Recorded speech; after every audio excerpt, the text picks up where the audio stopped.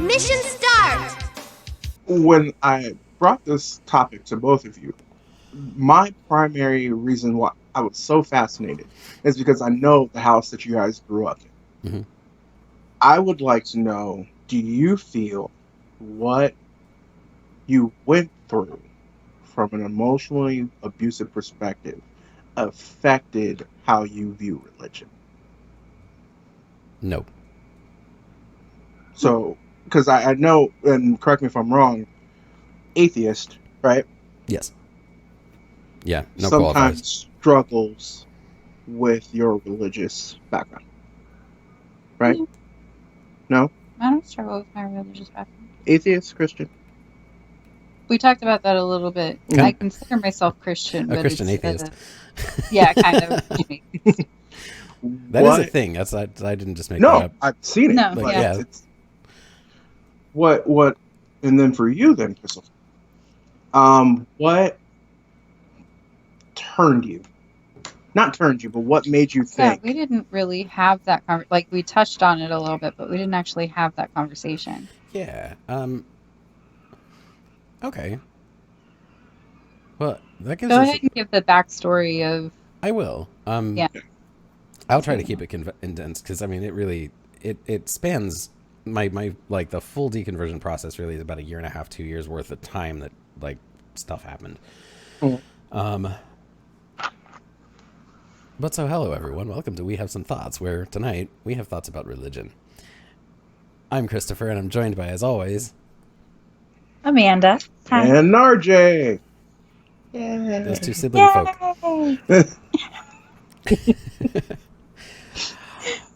Tonight, the topic on the table is all the stuff RJ just said, so we're going to talk about it. I'm not going to put the intro before the introductory talking. That's her. We're just going to leave it. I think it was good. I think Yeah, it's me too. too. I probably won't even remove me saying that just now. Yeah. The hell with it. Hey guys, behind the scenes. So, okay. Let me try to short version. My deconversion story is basically, because I was like real Christy up until college, and it wasn't like very shortly after I got into college that started to kind of come apart a bit by bit, because I was very much a biblical literalist and definitely a fundamentalist Christian.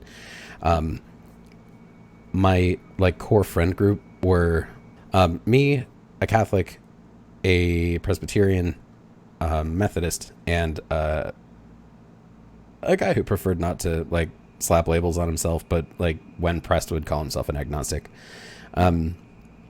Certainly not a religious person, but not a person who was opposed or anything. He just like not something he had in his life, and he wasn't super concerned about that.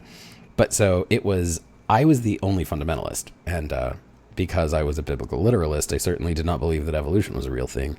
And we were having some conversation at some point where that came up, and like I did this really just sort of flippant, like, well, I don't believe in evolution, so you know, I don't know. And like everybody kind of like, the fuck to me, you know, the looks on their faces were just like, I had just said the craziest goddamn thing anybody had ever heard. Right. And the Methodist who would for some reason eventually become my girlfriend, like, she goes, what the fuck do you mean you don't believe in evolution? Like, the evidence is kind of in, my dude. Yeah, like we're here now. It's not a question anymore. Yeah. Like there are facts. And that really threw me, because I was like, I had no conception whatsoever of a person who would identify as a Christian and not believe that, because like it's like directly contradicting the Bible. And how do you be Christian and not believe the Bible? I mean, how could you have any, like, where do you draw the line in that case? Like what between what's fact and what's not? Yeah. So that was like kind of a bit of a crack. That wasn't like a major thing, but it was kind of a big moment for me. Just because it woke me up to the existence of, you know, on the surface, like fellow Christians who were not on board with all the same stuff. That there were ideological differences that existed at all. Later on, probably like the next, like the first kind of big crack, and I almost love that it was a lot of times non-believers will try to argue against religion by way of just established facts, whether that's historical or scientific or whatever, because the claims made by Christians are typically claims made or that are supposed to have been answered within the biblical texts, that are easily, verifiably untrue, or at least are very contestable. Some of which has been just straight up, disproved. And so a lot of non-believers who are like zealously so will try to argue against religious perspectives with just facts, basically data. But like that almost never turns anyone. Yeah. Not toward or away from religion. And for me, my first big encounter was very much in the realm of personal experience. In just exactly the same way as a lot of conversion stories start with, like, I had this experience that made me believe a thing. Mine was a touch of background, I guess, was that I don't know if you ever bought this, Amanda, or if you even remember it, but we were taught that what most people would call conscience was a Christian knew to be the presence of the Holy Spirit. And so if you felt like particularly guided toward one thing or another, if you felt bad about having done something, then that was a message straight from God to you that he was not pleased with your action, and vice versa. If you felt good about having done something, that was something that pleased God. And I always took that for just truth, because that just made sense. Right. Having been baptized, I had the Holy Spirit in me. Why wouldn't that be exactly what that is? Totally a plausible explanation, seemed like. So it was becoming sexually active for the first time, because that didn't happen for me until college, and it was pretty early. And I was like, it was just shortly after girlfriend and I traded virginities that it was like the day after I was walking down to wherever I had the afternoon off. So I was going to grab some lunch, and I was like on my way there and feeling nothing but like that total fucking spring in my step the whole day. I felt it was just a really, really good day. And for some reason at that moment, that's when it occurred to me that, like, wait a minute, why do I only feel good about this? I've always been told that I wouldn't, and that this is something that would have displeased God. And that's what I should be feeling right now. And I'm fucking feeling exactly 0% of that. So where's the Spirit? It's supposed to be here. Either it wasn't there at all, or it was, and I felt good about it because, like, why wouldn't you? Right. Maybe God just doesn't give a shit about that, which means that, like, everything I've ever been told about what God does or doesn't like could have been true or not. And then how would you even determine? So, of course, I did the good Christian boy thing, and I prayed about it and got exactly no response. Like, never a feeling of anything, never led one way or the other. It was just like silence, which, of course, it would. And I didn't, for some reason, realize until then that had always been the case. I never really paid attention to it. Never really mattered. But it occurred to me then that, like, every time I'd ever prayed, I never felt anything. I just felt like I was talking to the air. And that's kind of where things started to slide off. I got really thinking about my position on lots of things. And then a combination of just thinking through stuff and learning, because college. Right. It's hard to get through. Unless you are just like the most staunchly stubborn, you'd be really hard pressed to take Geology 101 and like go, oh yes, this, but also the Bible is literally true. That would be difficult to pull off, I think.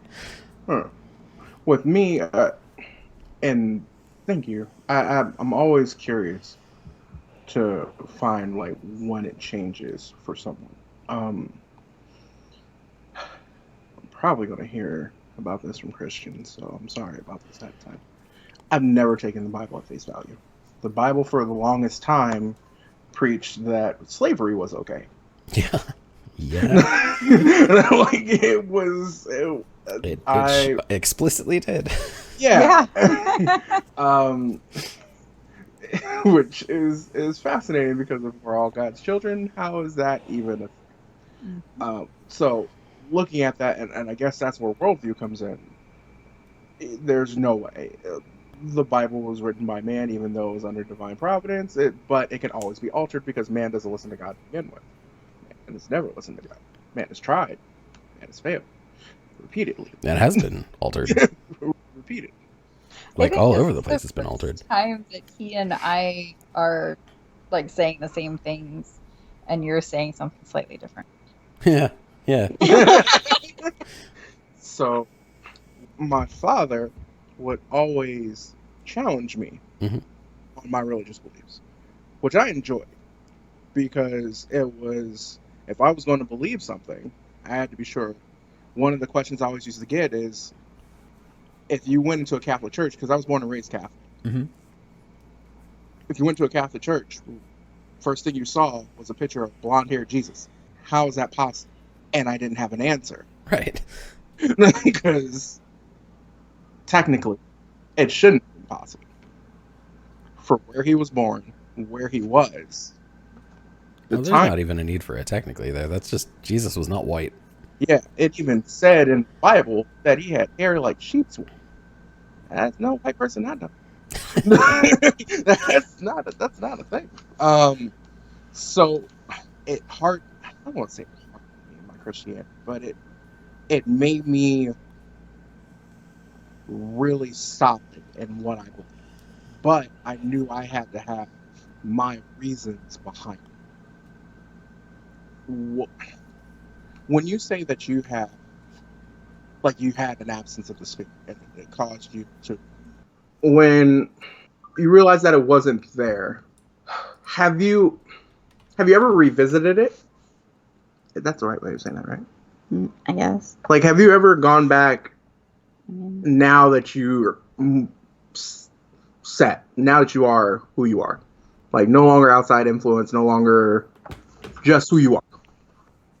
Have you thought about it post? I've never stopped thinking about it.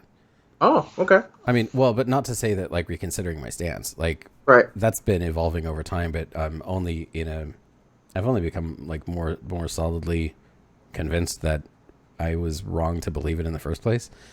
To say, have I ever revisited it, as in, have I ever wondered if I was wrong? I mean, at first I had some some moments of like, well, what if though? But it was never really like it was never with any real conviction. Once I started to become once I started moving away from faith, I can't say there were ever any turnarounds. Like I don't think once that really began that there were any moments where I kind of started to slide back in the direction of belief. Because like there just wasn't ever anything that came along that gave me reason to do anything other than doubt more. Fair.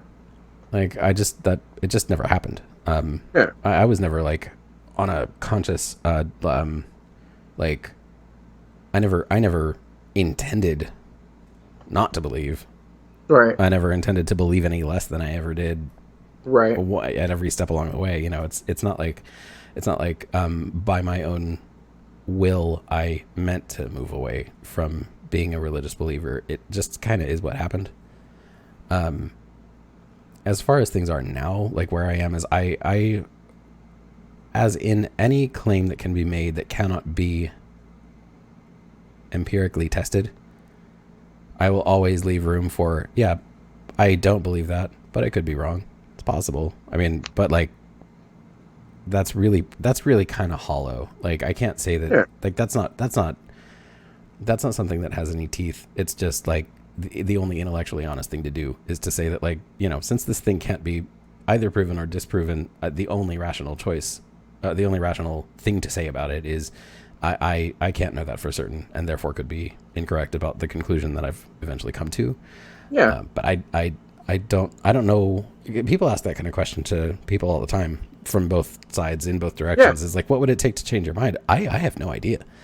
Yeah, because I've never seen, and that's, what, I feel the exact same way, because when I thought of this and thought about the other way, about what it would be like to be an atheist and not believe that God exists and what life would be like, though I don't believe there would ever be anything that would make me change my mind, I would never flat out be like, no, you're wrong, The Bible's where it's at. Change your wicked ways before it's too late. Okay, so round of questioning, going down this way. Okay. Let's say you fall in love. Mm-hmm. She's a Christian. Mm-hmm. Does that change anything for you? Not really, no. Because the thing is, as far as that goes, I mean, I imagine if that's something that's like extremely important to her, we're going to have lots of conversations about it, but only because it's something that's extremely important to her, and also is something I just happen to be extremely interested in. Mm. It's one of my favorite subjects. We haven't really ever got around to it, but it's. I've probably written more words on this subject than I have on any other. Like by far. Mm-hmm. Because I love it. It's something that really, really fascinates me, and I love the history of Christianity, and I have a much, much greater appreciation for it than I ever could have while I was a Christian, because the actual history of Christianity gets in the it's straight up incompatible with fundamentalism. Yep. You can't be a fundamentalist and believe the true history of Christianity. Absolutely not. If the stuff that is actually true I had been told when I was a Christian, I would have just not believed it. Yeah. I would have been like, no, you're full of shit. None of that's correct. It can't be. Like, the Bible says otherwise. You get into the cycle of being convinced that the Bible is true and then insisting that the Bible is true because the Bible says that it is true. That's fundamentally irrational. Yeah, doesn't make any sense. You can't say a thing saying that it is true is the reason to believe that it is true, which is where a lot of fundamentalist argumentation comes from and apologetics come from, is basically people saying like, well, look, it's in the Bible. Okay, but no, that's not what I'm asking. I'm asking you how you know what the Bible says is true. And it always comes back to either, first it comes back to, well, it says it's true. Yeah. Like, and then you press on that, and it's like, well, no, I know that it does, but like, I'm the second coming. Straight up. Your hair I proves look it. like Jesus. Everybody says Absolutely. I look like Jesus. I probably am Jesus. I'm also incredibly magnanimous, so I probably am. And I insist that it's true. You now know, you now have no choice but to believe it.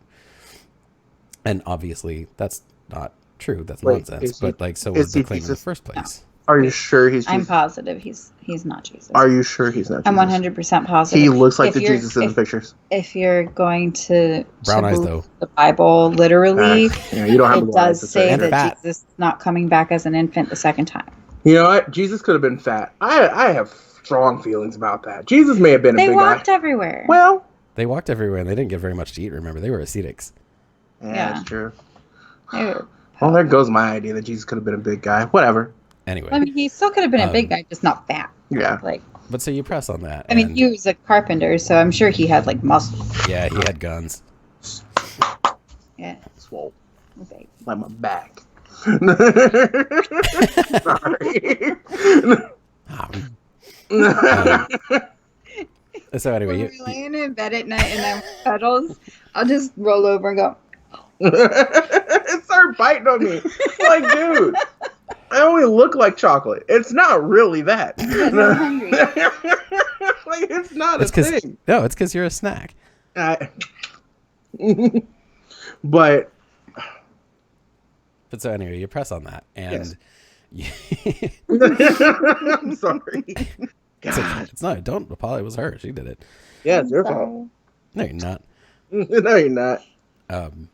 And anyway, what it usually comes down to, if they're willing to keep talking to you at that point, because a lot of times, they'll shut down, kind of tell you to fuck off. But if they will keep talking about it, upset about. I hate that about Christians who are like that. Yeah. Stop it. If you believe in it, let somebody go at it with you. Well, I think part of the problem is because, the next thing that it comes to, and the final kind of resting place of the conversation is that it comes down to faith. And once you get into talking about that, the only thing you can do then is ask them, like, if faith is the method by which you determine that this thing you believe is true, can you use that same method? Can you apply that to anything else in life and get consistent results? And if they're honest, and most of them will be, they'll admit that no, generally that's not true. But if I can't have that kind of faith in God, then the basis for my belief in him and my trust in him goes out the window.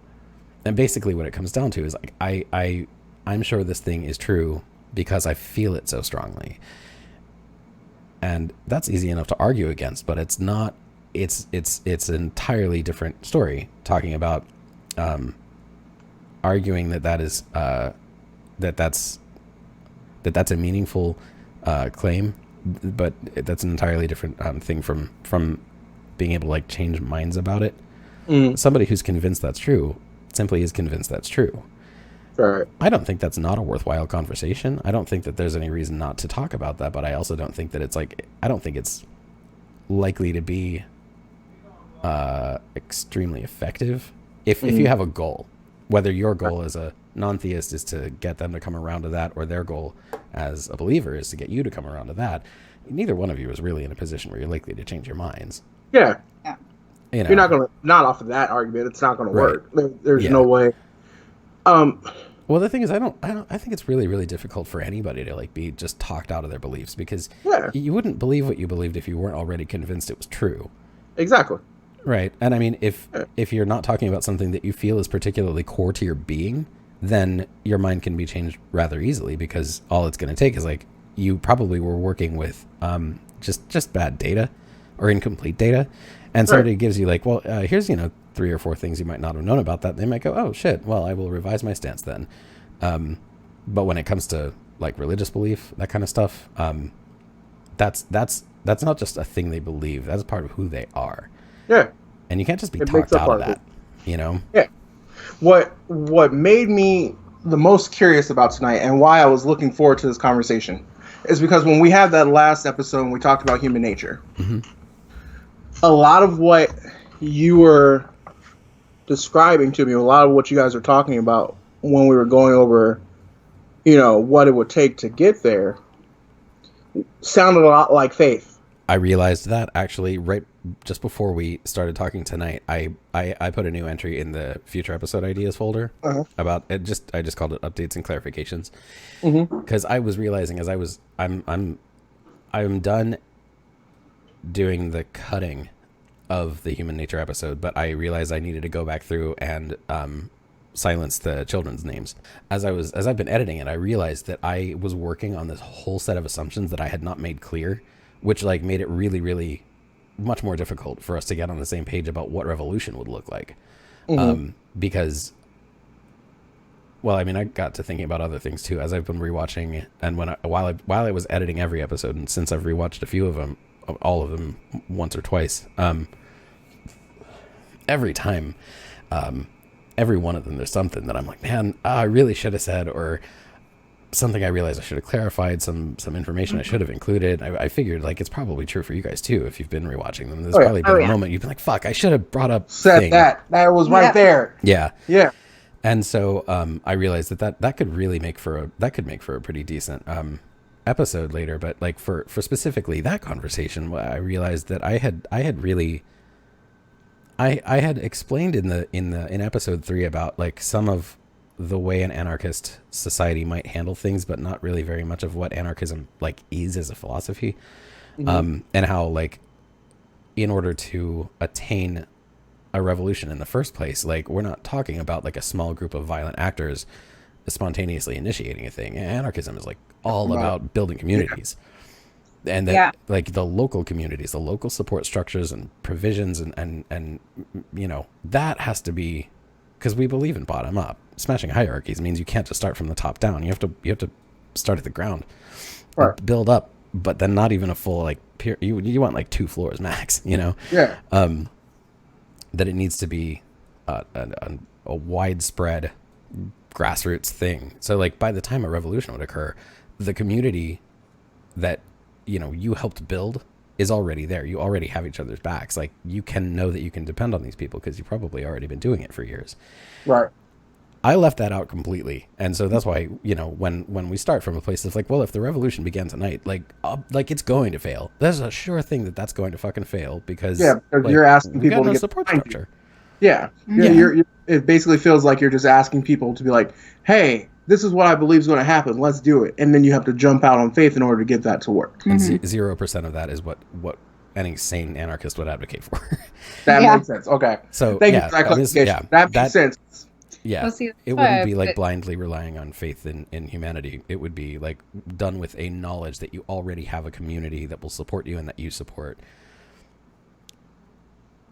That So makes I'm all sorry sense. that was a slight derail, but it also kind of answers your question, I No, it think. does absolutely because that kind of made me question then, especially because I knew already that you were an atheist. So I was like, but now having that as a background, that answers that question for me. What, Ooh, how much? Because to live in, and though I'm using the term utopia, I know it's achievable. So I'm not saying that like it's like a far fetched idea. I'm just using the term because basically to be able to well, it live is in that kind of, utopian. yeah, that's what I'm It's a saying. It utopian is. ideal for sure. 110%. To me, the only time something like that has ever happened in history has been when religion has been involved. not, no. How? Explain. Yeah, I'm curious about that. Because anytime you've ever had a big changeover from a society perspective, there's been some form of religion involved. At least to me. Well, Think that's about it. When you had switch over from well, some of the greatest, I guess, empires in the world Uh, have been based in a religious feeling. Even now, the United States is the most powerful nation in the world, despite how we're acting. Even though we're not technically a Christian nation, what's his base and what got him elected? yeah, but at the same time, religion has been the root of most of the turmoil in the world. Yeah, absolutely. No, I don't question that at all because there have been plenty of people who have created massacres in the name of Jesus. Yeah. But I'm thinking more along the lines And of like just about any like religion, a big like people conquering. yeah, What's it called? Is like they some of it was to spread their religion. Now, granted, some of it was to like learn from other people's, but also take over their area. Like the Romans. But no, there were. Sorry, I was again overly sarcastic productions. Have you checked them out, by the way? not yet. You need to. I got it. One of theirs, they were going over like the different conquerors, basically, like the Persian Wars and whatnot. And there was one specific guy who just kind of like pretty much did what we want to do. Kind of, he conquered the area, but all he did was just get rid of like the people who were in charge, who were actually some pretty shitty guys. Mm-hmm. And then kind of was like, okay, now live in harmony. And he let them fucking live in harmony. He didn't change anything about what they were doing. He just let them keep their culture and their ways of doing things, but made it so that it would be easier for them to get the supplies that they needed. But then he got conquered pretty quick after that. He like got murdered, like assassinated or something, and then somebody else came up who wanted to be a dick face.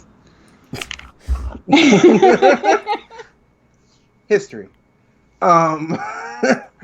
What I was alluding to is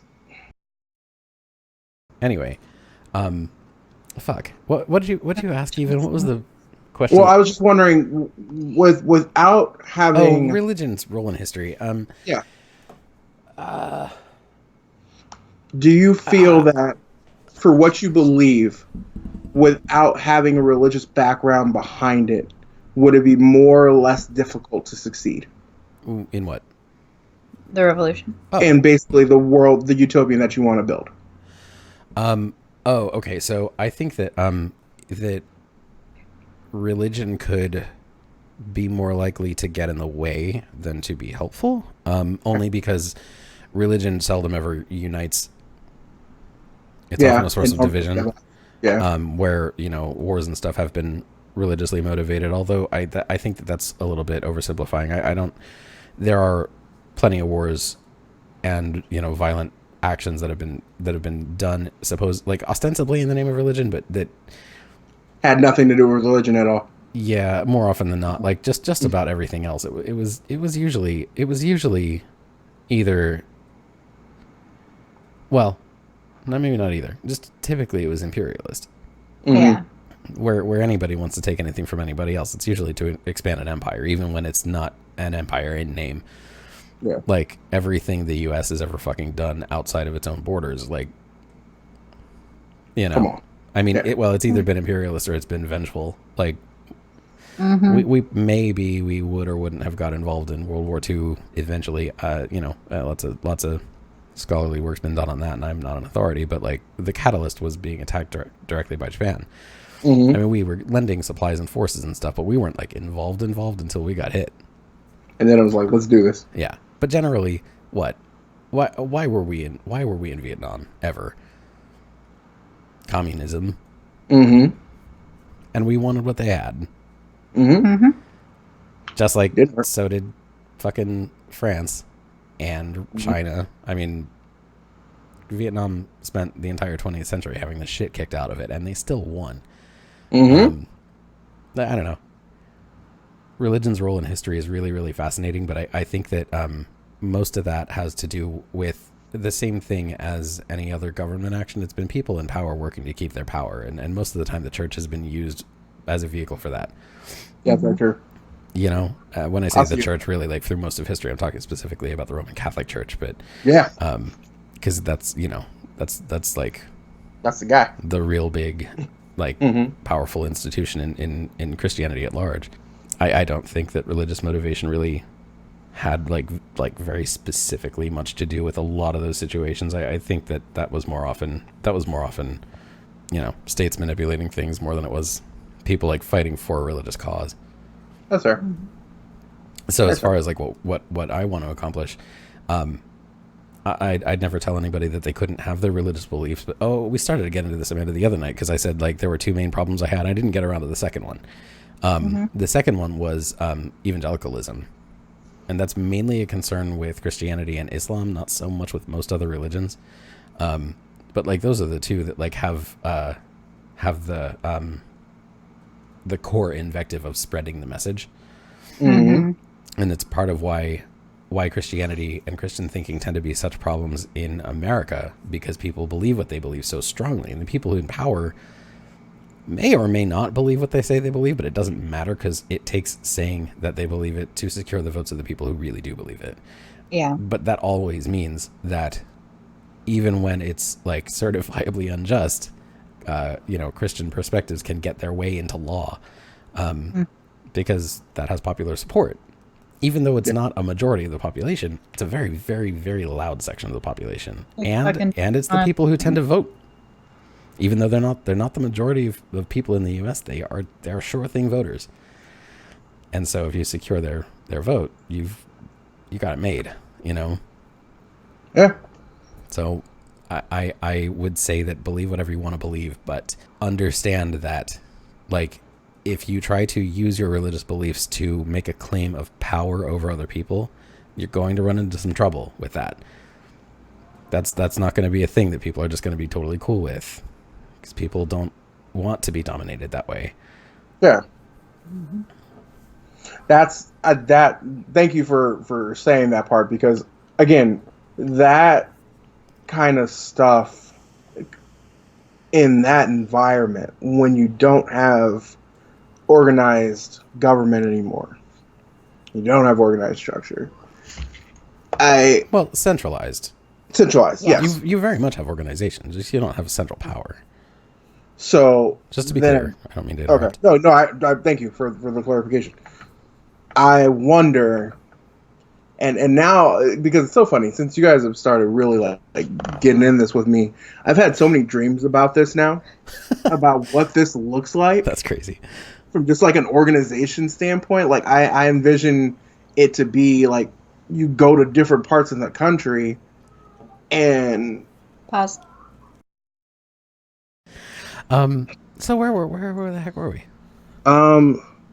we had gotten to the idea of, I had asked how, oh no, I was telling you what I saw in my dreams. Mm-hmm. Yep. So when I think of this now, it's like you go to different parts of the country and it's almost like different countries because of the way that it'd be sectionalized, Probably.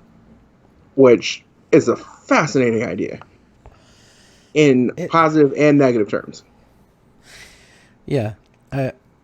I think that just by nature of the way things would run, that yeah, definitely. Separate communes would have separate like subcultures. Mm-hmm. Kind of just how it would be. But it's not so different. Like, I mean, from the way things are now, I mean, like we think of ourselves as very homogenous because we are a country, but Mm-hmm. and it's not even that we're divided into states. We're divided into whole regions that can be Mm-hmm. like several states collectively, or it can be like a whole bunch of stuff within a single state. Because like just walk your way up the West Coast, Mm-hmm. LA, San Francisco, Portland, and Seattle. Could you have Mm-hmm. 4 more different cities? Nope. Right?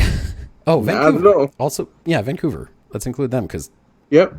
Then they're completely different. Yeah. yeah.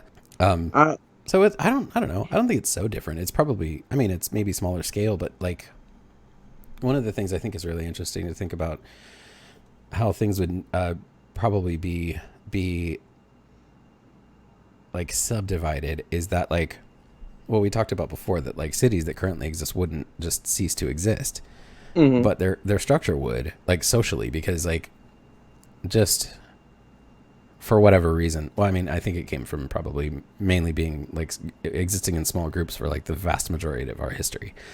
Mm-hmm. Pre-agriculture, we tended to live in groups of.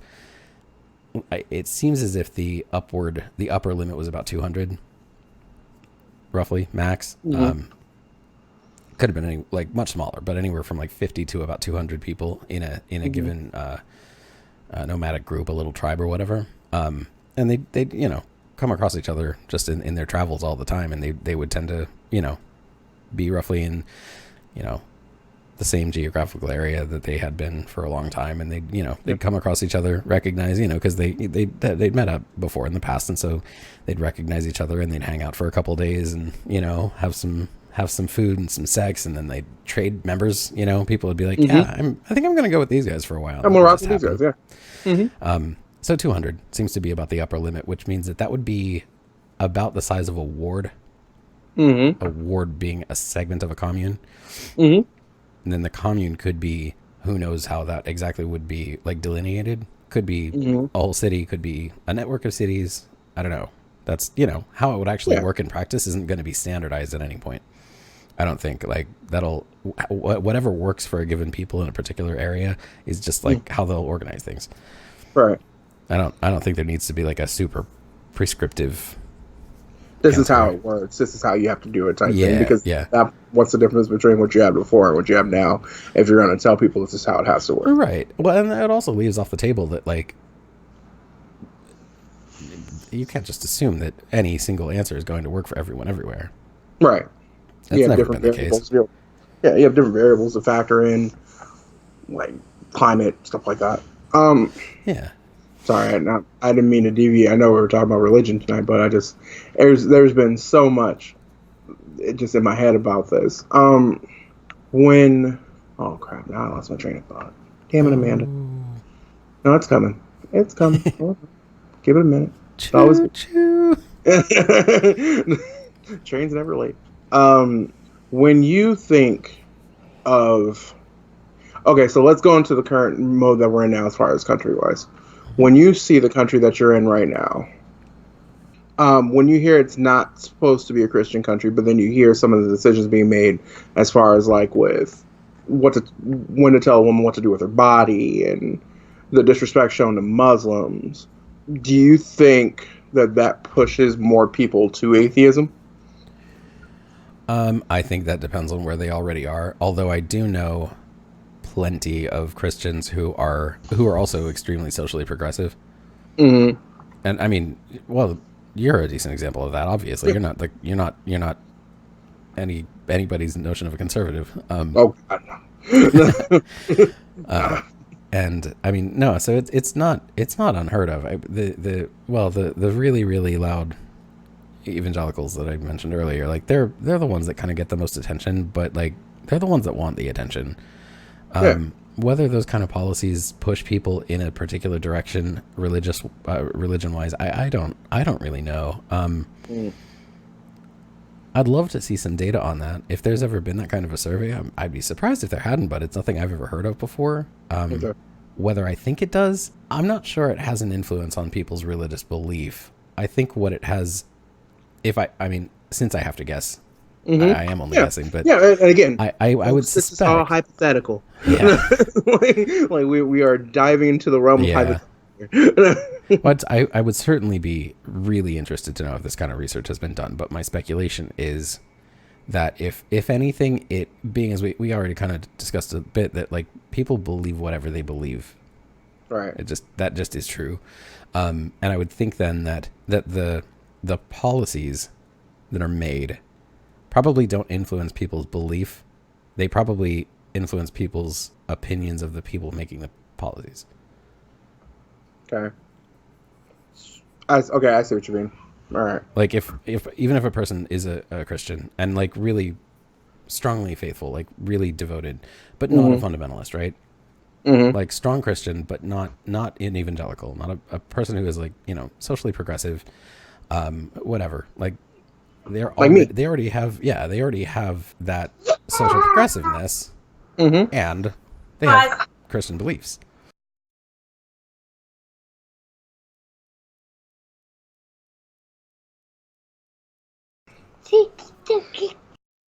He has a mohawk and he's singing "I'm a ticking time bomb." He's singing anarchist punk songs. He is. I know. You guys are gonna get my son shot, man.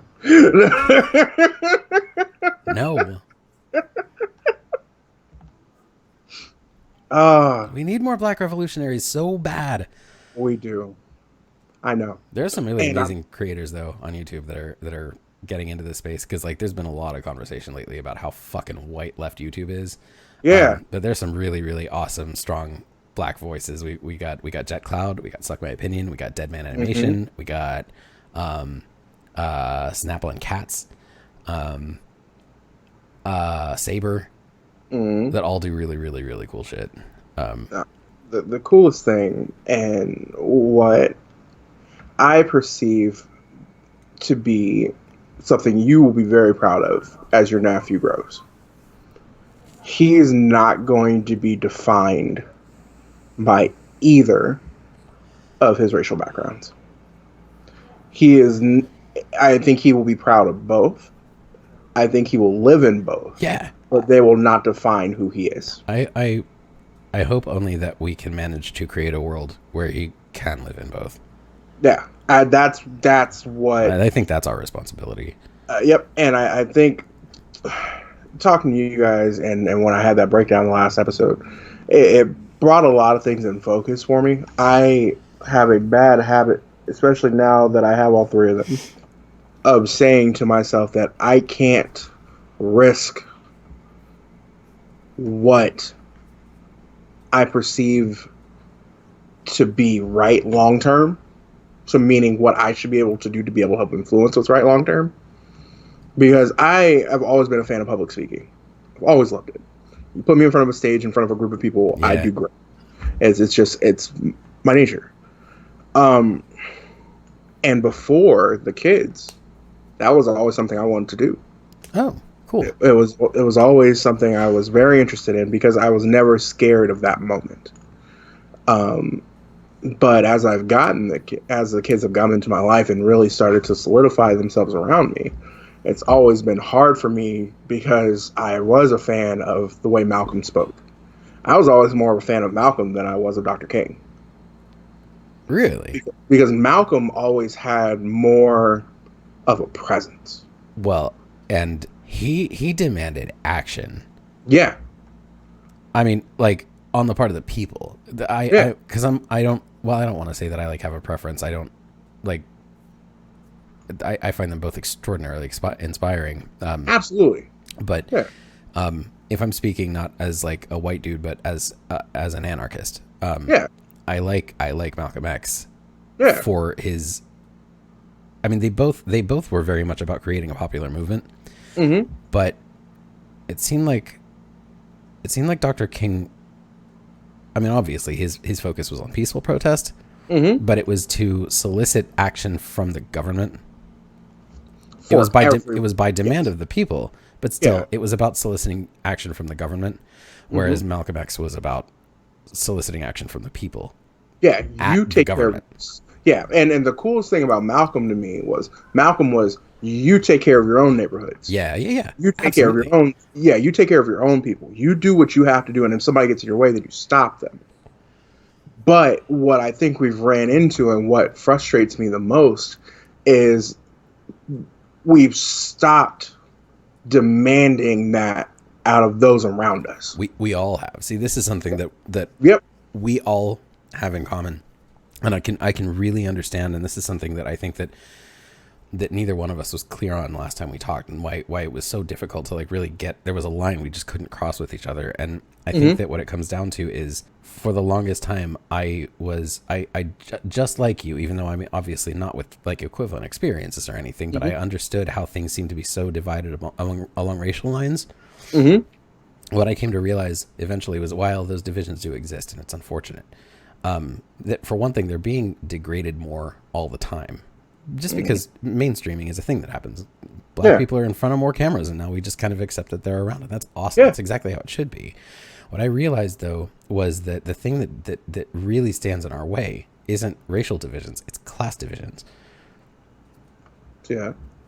And most of your inner cities are slept on and stepped on and not worried about, because the people in power don't see them as anything important. It's not just that they don't see them as anything important. It's that it, like I was saying last time, it's to their benefit to keep us in the belief that our differences are racial. Because if we're in constant competition with each other, we can never unite against them. Right. And they've done, like, for a very, very, very long time. I mean, throughout most of history, they've managed to keep the people who are ruled in the belief that they need their rulers, because they're the only thing maintaining order. They do that by making us think of not ourselves, but of each other as adversaries. Yeah. And they're really, really good at playing with that psychology, and they do it to this day. They still make sure that, like, it's why I think we talked about in episode 1, why a person like Ben Shapiro can feel so free to say, that you just shouldn't have accepted a job that's only going to pay you minimum wage. Like that's somehow your problem. Like that's not obviously that's uninformed horseshit, but it's also about a person who was born into extreme privilege, because he's rich as fuck. His whole family is wealthy as hell. Yeah. He's had no reason ever to believe that a person who has less money than him is there for any reason other than they just weren't willing to work hard enough to make it. Not to excuse Ben Shapiro. Like, I don't want to give that guy fucking out. I'm just saying, like, from his perspective, he's only been told a certain thing. And, like, so he's not of the ruling class, but he's very much the bourgeoisie. And he's got every reason to keep thinking that people like us are where we are because we just, like, for some reason, whatever it is, not smart enough, not hardworking enough, not something enough to have ascended ranks anymore than we have, you know. It's not that doesn't really serve a purpose for him, excuse me, but it does serve a purpose for the people in power. Because again, just as long as we stay divided, we'll, as far as the Marxist thought goes, if we're so convinced that our only option is to fight over scraps, we'll fight each other for the scraps. Right. Rather than fighting for what should have been everybody's food. Yes. Well, and not just the food itself, but the means of production that got us the food in the first place. I was going after the scraps analogy, but I'm with you. I understand what you meant. Once you said that's why I went with the scraps analogy, was to say that we'll keep fighting for the scraps, when what we should be doing is producing the shit the scraps come from in the first place. Right. That should be in our control. Right. But that can never happen as long as if I only believe that I'm only getting scraps because you're standing in my way, then I hate you. Right. I don't hate the people that are holding the means of production from me. Right. I think I have to compete with you, when really you and I should be teaming up to go fucking hogtie the guy who owns the fucking farm. And we should be working that shit ourselves. Yeah. As long as we're convinced that we are each other's enemy, we'll never unite against the people who actually are the ones that are the ones profiting from our conflict. You're not my enemy. I love you. I love you very much. I just thought that's, to me, the way you would get to that society is by that word. I am a firm believer, and this is what Christianity is to me. It's love. It should be, anyway. The basis of it should be love. The basis of everything that we do should be. And I think the only way that you would get to that is by doing that, is by realizing that that's the basis of everything we have to do from here on. I heard Thought Slime, another one of my favorite lefty YouTubers. I don't know if it was a video he just put out or if it was a video he put out a while ago that I only just watched, but he made the point that kindness is the fundamental basis for all, bassist.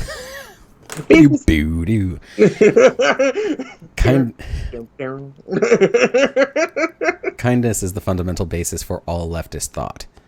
Mm-hmm. I think that is absolutely valid, and I agree. I agree with that assessment, and I also find the notion that radical kindness is like the only solution to basically every problem we have. That's our key. That's our way forward. Mm-hmm. Just as a society. Yeah, what do you mention? She's eating rolls. She's basically having Hawaiian rolls with spinach dip in front of me, knowing that I'm fat and everything in me wants to get them. I had to take some medicine for my back and it makes me hungry. Oh, okay. I understand. Lunch away, my love. Lunch away. By the way, I just side note here, my moves look fantastic on camera. Oh, yeah. That shirt is fucking awesome. Thank you. It's that. It's a hoodie. So cool. I know, I can see that, and I love it. I love it. This is when I can get back into the gym now that we actually have money on a consistent basis. Which, by the way, I'm going to thank everybody in the Patreon ahead of time before we even get a Patreon. That you guys are the reason why I get into the gym now. So thank you so much. When you come back and listen to this episode, thank you so much. You guys are the reason why I get into the gym. I will set up the Patreon tomorrow. I keep forgetting to fucking do it, and I know that I just need to do it. Oh, okay. So thank you for bringing that up, because I have an absolutely fascinating question, and I asked Amanda this yesterday. You brought it up. Totally off the subject of religion, but we're kind of already off the subject. Yeah, and I love we're where this kind of weaving in and out of it. I mean, you know. Yeah. Yeah, I love this conversation. So, the idea of the society that you guys want to live in. Uh-huh. Which I am warming up to the idea. It will never be something that I fully want to do all the way, and the only reason is because of the back-end fear that I have of us living here. If we have this conversation when we move to Vegas... Oh, wait, actually, I wanted to mention that, because that was something that I didn't think to say before, was, if you're so concerned about the area you're in, why would you stay in it?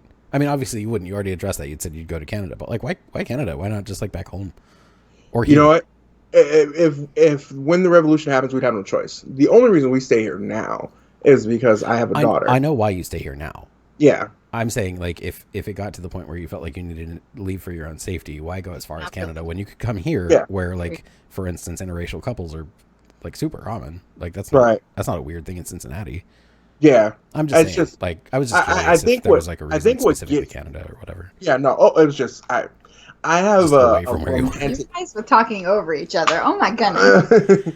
I have, you know what, and she'll probably tell you this too. I have this romantic notion of Canada. Me too. I kind of do too. Yep. I have such a... I wondered if that was the answer. I swoon when I see Justin Trudeau on TV. I do. Okay, he's hot as fuck, but I don't as a politician. I mean, he's a horrible politician. He's a horrible, he's not a horrible person. Some of the stuff has come out. Yeah, we saw that on film. Yeah, that's true. He's just another goddamn neoliberal. I don't have any patience for him as politically. I don't. We thought he was going to be some progressive savior, and he's just fucking. And he wasn't. Yeah, no, he got in and was like, "All right, guys, let's build the goddamn pipeline." Yeah. Okay. We still. Yeah. Never mind. You're totally in fucking Big Energy's pockets like everybody else is. Mm-hmm. But you look really cute doing it. Wow, he's incredibly attractive. He's a handsome guy. I know. Not your particular type. Yeah. Ewan McGregor is my male crush, though, and I know. he has very similar traits to Ewan McGregor. Yeah. So that's a. Jude Law for me. I respect that entirely. Same. By the Back way, up heterosexual men can do this, guys. I didn't know if this. Hey, everyone. It's shocking. I know, right? It's possible for another man to admit that another man is sexy. Yeah, I still have sex with my wife. It's amazing. It's amazing. It's absolutely impressive. Sorry, I've always had a romantic notion of Canada, and Drake didn't mess it up, which I was afraid he was going to. I have always loved the idea. My bucket list is Toronto. Always has been. Probably within the next 3 years. Oh, girls. Yep, I want to go to the 6. I want to hang out. It's just everything that I see as a country that they believe in at their core is what I believe our country should be. I think that they're a lot further ahead than we are. Yeah. I think that there's a lot to admire there. I think that there's plenty that we don't get a whole lot of perspective on, like that they are at least as shitty to their native citizens as we are. Yeah. Like their track record with Native Canadians is real bad. Yeah. Not to, I don't want to like overemphasize that like it's any better in the States. It's not. But I'm Native just saying it's not Americans. something that gets talked about outside of Canada very much. Mhm. It's flagrant human rights abuses just like we do. Mhm. Really, really shitty attitudes about them. Again, that their leadership tends to skew conservative, not conservative, but right of center at best. Just like the States, they don't. I mean, they've got a little bit more of like a labor presence than we do, but it's not very strong. Right. I don't think politically they're very much further ahead, but I do think socially they're well beyond us. That they're, as far as that stuff goes.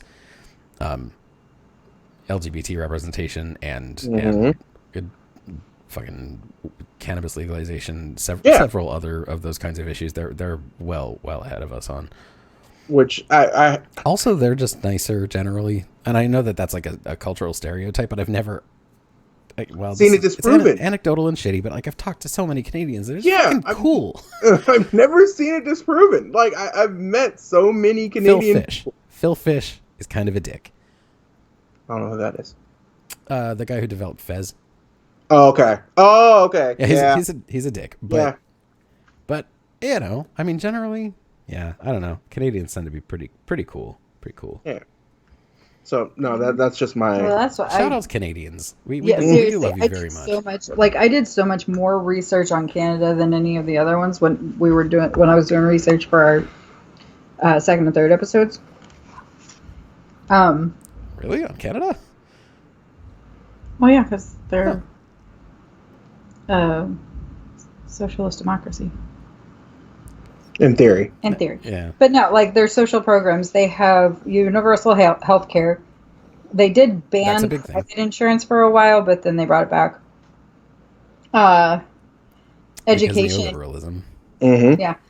All provinces and territories are responsible for their elementary and secondary schools. Private education is available, but it's comparatively high cost, and the relative quality of public education there is so like similar to the quality that you get with their private schools that like most people just send their kids to the public schools because they already get a good education. Social democracy. That's what I said. Did you? I think it's just democratic socialism. No, you said democratic socialism. No, I didn't. Okay. I said democratic, or I said social democracy. Okay, I said they're a social democracy. Okay, I'm with you. That is true. Then I misunderstood, or well, I clearly misremembered. Yep. My apologies. I fucked up. You can go back and look. Bad. I was wrong. Maybe I heard myself say something different, but I'm tempted, but I won't. okay. But when I edit the episode, I'm gonna have a sharp ear out, miss. It's coming back. Expect that type of message if you're wrong. Anyway, they have old age security, which is similar to our social security for old people. But they also have the Canada Pension Plan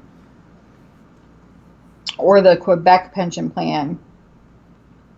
So basically, they get two.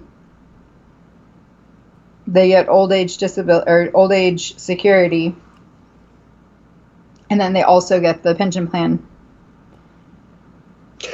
Side note to that, can I interject real quick? Because I know you're reading stuff. Mm-hmm. What do you guys feel about Andrew Yang and that $1,000 and the $1,800? It's $1,200. 1,200. Sorry. Or no, it's not. It's an even $1,000. It's an even $1,000. Yeah, It's you're even right. That's what I thought because I said a grand first. Okay. You did. Yeah, you did. Yeah. So, even though I don't think he gets elected, he's 0% chance he gets elected. Absolutely. He's not even. No. No, it's not even a thing. Now, however, I can imagine whatever Democratic nominee there is magically coming up with something very similar. Eventually, among the Democrats, I do think that UBI is going to get more and more, gain more and more traction. So I forgot to resize myself. I'm kind of halfway over Amanda's forehead. I resized because you went away, but well. I'm so sorry. Here, bam. Move myself into the middle here. And try to find space on the screen. Where my picture is on these always kind of floats around. I think that Yang is right about one thing, in that it's that Democrats are going to talk more and more about UBI in the coming years because automation is already. Automation's been on a solid march for the last 200 years. Yeah. That's been a thing. Yeah. It's coming more and more all the time. Where the last few traditionally human necessary professions are beginning to become automated themselves, which is to say driving and what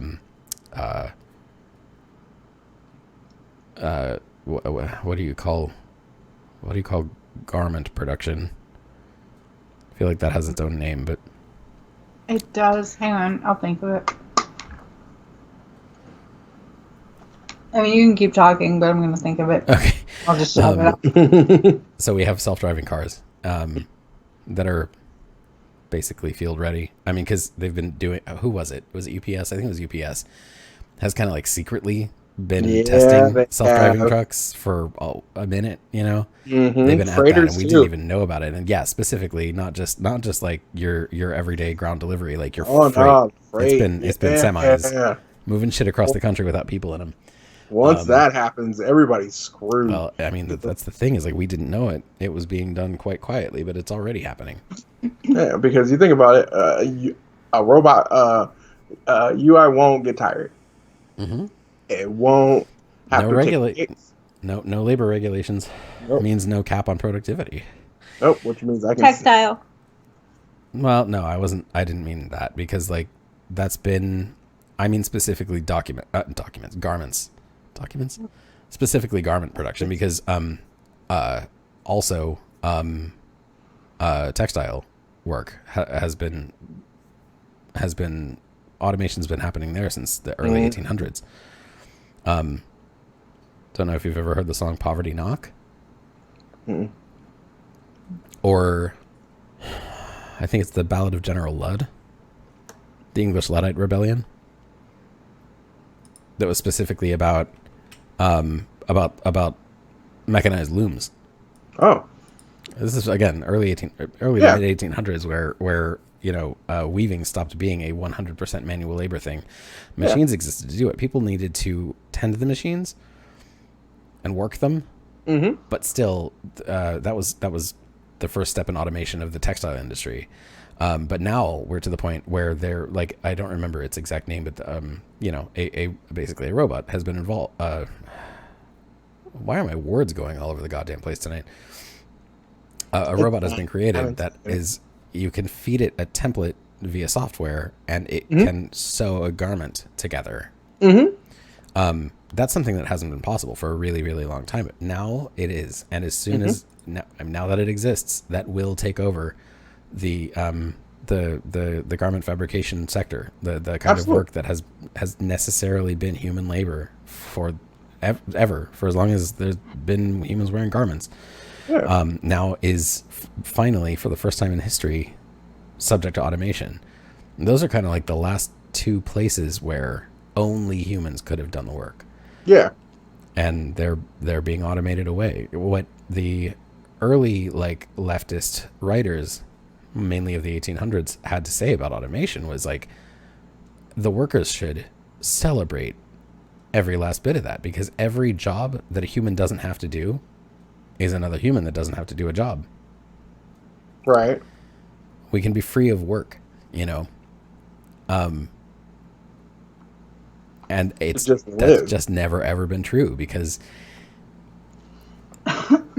the people in power at any given place in time, triumph, not ballad, the triumph of General Lud, is the song. Anyway, have found they've every time a job has been automated away, a new job has been invented to take its place, just to keep people working, to keep people dependent. Because every person working is more money created for the person who keeps the profits. Right. So even if all the jobs get automated, we'll just all do bullshit jobs. Everyone will do my job. We'll all be bookkeepers and administrators, people who don't actually produce anything, but who keep doing something to produce more value so that more money can be charged for the product. I mean, as far as capitalism is like the dominant system, that's just what's always going to happen. We are always going to be subject to shitty working conditions, because they'll make sure we can't survive unless we do. Because everything centers on currency, and if we can't obtain currency, which we can only do through working, then we can't buy the necessaries of life. We can't keep shelter and food and clothing. Right. We're dependent on it. We don't have to be. I mean, like, just practically speaking, everything is being produced in ridiculously greater quantities than we actually need. But we can't have it. Us normal people, we can't have it unless we spend money on it. Right. And we can't have money unless we work for people who will take more of our value from us than they pay us. So it's to their benefit, just like every other fucking form of oppression. It comes down to it being beneficial to someone somewhere, that literally everyone keeps being oppressed. And this, I know I keep coming back to it. I keep fucking repeating it, but like, it's just at the very bottom of everything. That's what exists. That's what is fucking us. And I feel really strongly about it. I was like, yeah, you gritted the teeth and everything. It was, I understand. All I could find was garment manufacturing. Maybe that's just all it's called. I mean, I saw a bunch of different ones, like rag trade and stuff like that, but it was pretty much all... Seamstress was the only thing I could come back to. Was Yeah. Doesn't exactly get it. It doesn't really, like, that's not a pleasant sounding thing, is it? Welcome to the rag trade. Wait, what? That's not what I signed up for. That is not what I signed up for. That sounds like a bad time in San Francisco. Can you hear me slapping my face? Yes. Shazam. Face palm. Shazam.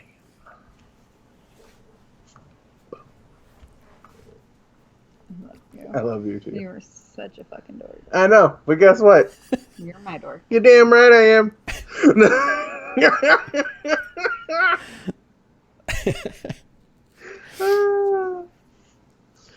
But no, I find the idea of a universal income interesting. However, oh god, that's where we started this. Yes.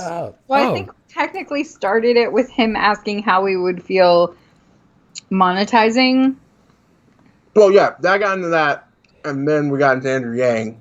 Yeah, well, because you didn't. I don't even think you finished the question about us monetizing. You just kind of switched over. Monetizing what? I don't remember that. I remember Yang. Yeah. Exactly. That because he never finished his question. And the only reason I knew what it was is because he asked me last night. Yang Gang. Well, I think I assumed that the question was about Yang, and that's kind of where you were going with it. I didn't realize that something had been interrupted in favor of something else. Oh, you're good. Sorry. I was sitting here thinking, did I miss that? Was that when I left? But then I was like, no. Nope. No. I just got off track.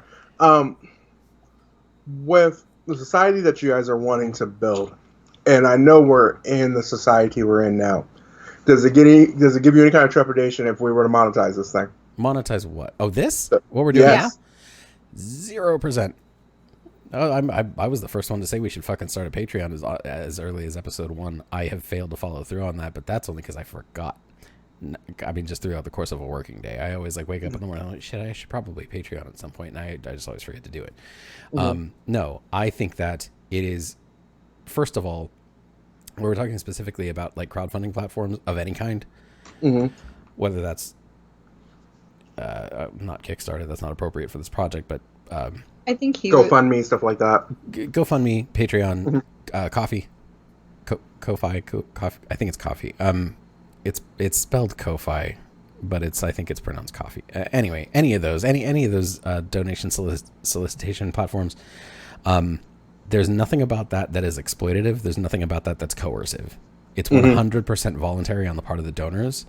So even though I don't like that it still depends on money, everything depends on money. So long as we live in a capitalist system, we have no option but to operate within that system. Now, we can still skirt it. I mean, as far as like direct action goes, as far as like what actually constitutes like anarchist praxis, like capitalists fucking hate food not bombs, but food not bombs isn't illegal, so capitalists can go fuck off. Like, we're going to give away the food, you know.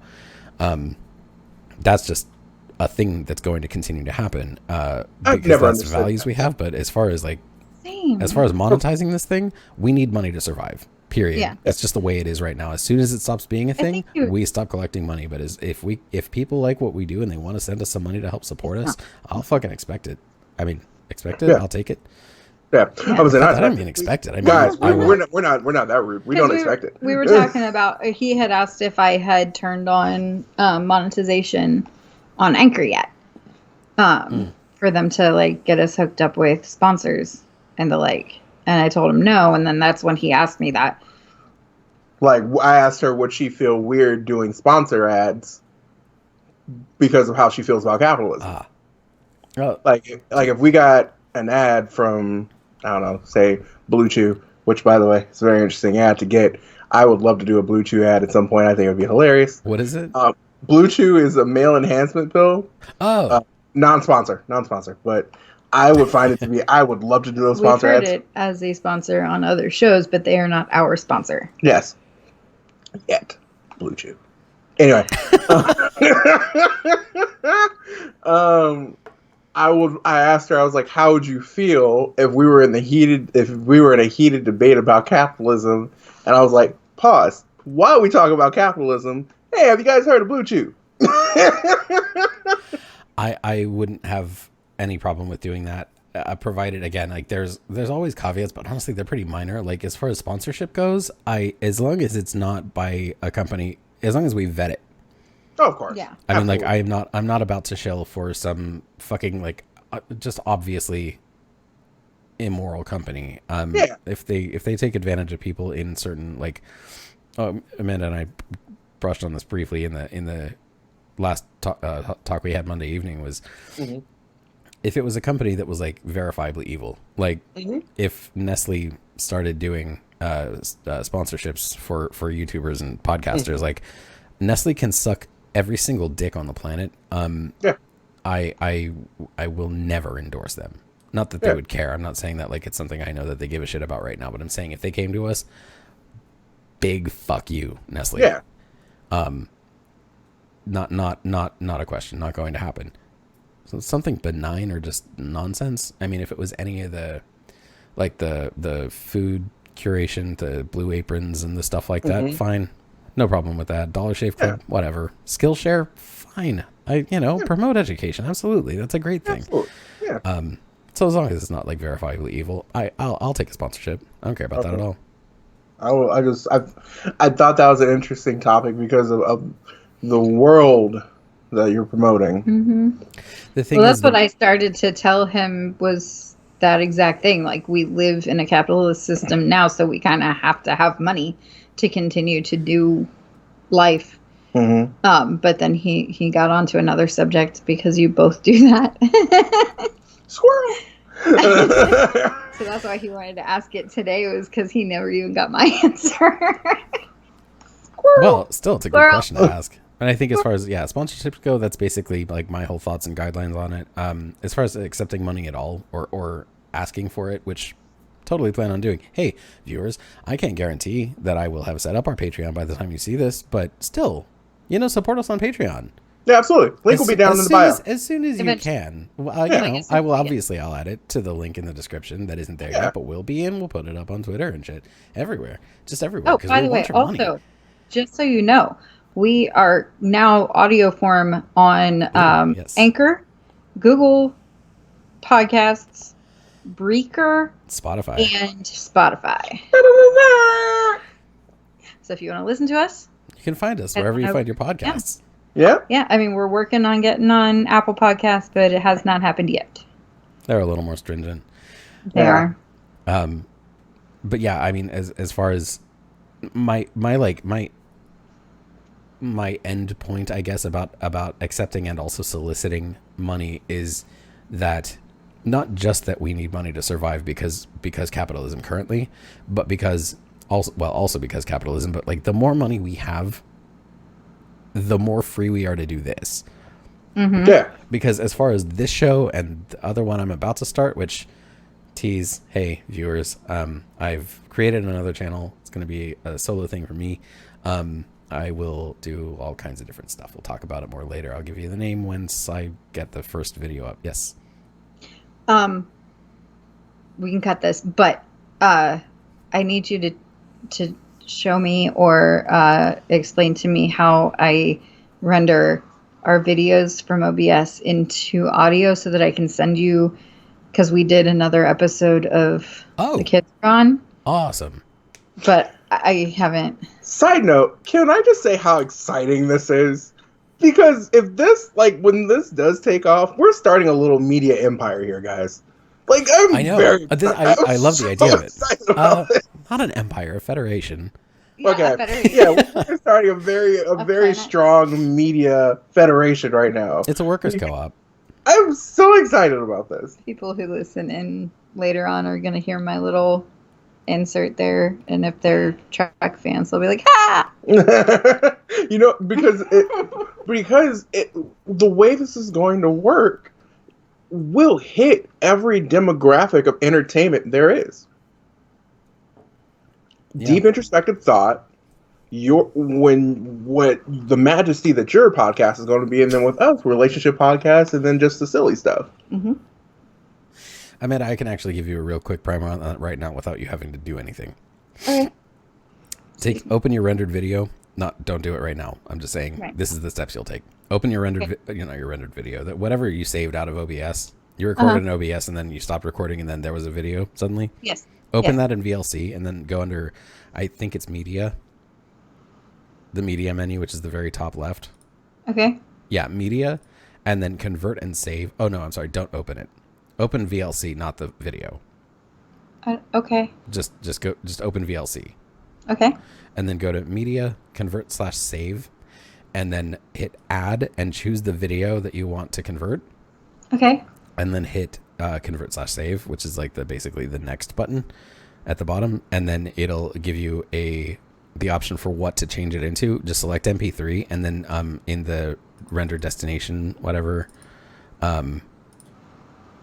settings, convert, select audio-mp3, and then destination file at the bottom. Just give it a name and a location and hit start, and it'll just change it from a video to an audio. Okay. Oh, cool. That's it. Cool. You're just basically a save as, but with an extra step or two. It's nothing. When you can, give it a go. You'll see exactly what I mean. It's really, really simple. Yeah, because when you get a chance, when she sends that to you, listen, see what you think. I will. Because I'm excited about it. That and plus the coolest thing is going to be when people listen to The Kids Are All Gone and they hear you on there, we're going to get so many comments on videos for when we do this. And I'll be like, Amanda should talk more. You guys should let Amanda talk more. Stop stopping Amanda from talking. Is that the show? Yep. Your couple show is what you've named it? Mm-hmm. Just the kids are gone. Yeah.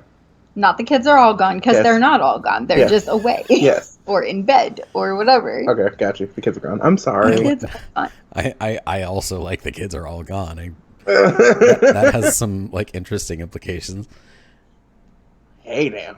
Maybe. I don't think that's what he was BRB. thinking, but So, what were you going to be saying as far as you being the bridge? Oh, yeah. Mhm. I mean, we're so far off that subject. Hey, now, I man. can't jump back there. I'm telling you, the cool thing about us is that we're the Seinfeld of podcasts. Except we have a lot more structure. Okay, I don't want to say that. We have a lot more structure. Do we? Yeah, Oh, more than Seinfeld did. We Seinfeld didn't know what he wanted to be. What he wanted to be. Like, I don't know that What- that's what- true. what- They were super consistent for like a lot of years. yeah. I think they Yeah. had a pretty good idea what they wanted to be. and I then think you only watched like the first 2 episodes. I really did because that show was horrible. I hate that show. Yeah. Yeah, I actually agree. I don't think it's very funny. It's not. I don't understand. That's one of those People things. are just like Yeah. Seinfeld. I don't get it. get it. I've never fully understood. Yeah, a lot of things become institutions that way. Like I don't really understand why the Big Bang Theory is so beloved. I don't think it's Did you- bad. I Like just people heard of people s- like fucking love it so much, and I'm like I don't think it's dog shit or anything. I just don't think it's like noteworthy. Not amazing. It's just a. I just heard It's there just your was a- standard fucking sitcom. Yeah. there's a bidding war right now for it in syndication on streaming services. I'm sure.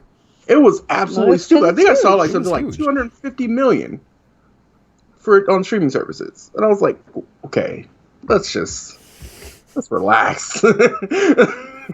Let's calm down, guys. Well, so where the hell were we though? Like We touched before about monetization. I think there was something either just before that or during it that I remember was interesting. I don't know why my face just said that. I was like, I don't know, man. I do not know. You're so off. Well, then let's jump back to the bridge between the two. Whatever. yeah, What the hell was that even about? Oh, I can. yeah. What were you thinking? Like, Oh, because, okay, so, I mean, Chris and I were talking about it a little bit because he was, like, asking me what mine is. Oh yeah. Yeah. He remembers sort of. Because with me and Chris were talking the other day about how he was, like, hardline literalist, all of that. mm-hmm. As long as I can remember, I always viewed the Bible more as like an allegory. Mm-hmm. It's not literal. And these people may not have ever lived. I mean, they might have lived at some point, but in the context of the Bible, they may not have ever actually been real. But it's meant to teach you something. Mm-hmm. You know, it's meant to teach you, you know, the big things like treat others as you want to be treated. Mm-hmm. Love your neighbor, help people out that need help, you know, Mm-hmm. that kind of thing. Or just super worship Yahweh, Super worship Yahweh. depending on the text. I mean, like, because most of what you're saying is rooted in the New Testament. Yeah. The Old Testament has like a whole lot of stuff in it. Just saying that. I mean, like Yeah. the goal of New Testament versus Old Testament texts tends to be entirely different, and that But, not even like Old versus New Testament. That's a single book versus any other book. Yeah.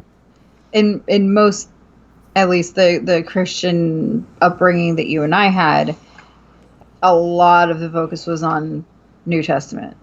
Well, just Like, they because brought up- that's just Christianity Exactly. generally. I mean, Well, I mean, I would think that, but I don't know any other than what we were brought up in. So there could be some Christians out there that do, like Christian sects out there that do focus as much on the Old Testament as the New Testament. I don't know. it's not that they focus as much on it as the New. It's that they like a lot of the most well, straight up, just the most bigoted shit that uber Christians get up to is the stuff that they cherry pick from the Old Testament. Yeah. Yep. You know, a lot of it's from Leviticus as far as Yep. like dealing with how to treat people. Like, it's what gives them license to be shitty to people when when everything Jesus said was about not doing that. Yeah. They're like, we're gonna ignore Yes. that.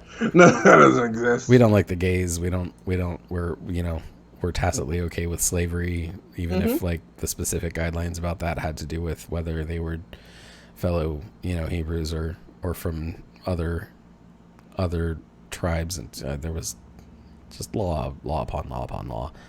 Mm-hmm. Yeah. So anyway, I'm just saying. But anyway, that's what we were saying. Is like most Christians do believe that God is a being that watches you, and you shouldn't sin, or he's going to be mad. That kind of thing. Whereas, like me, how I view it, like I view the Holy Spirit as a character in the Bible to represent your conscience. Okay. Okay. I view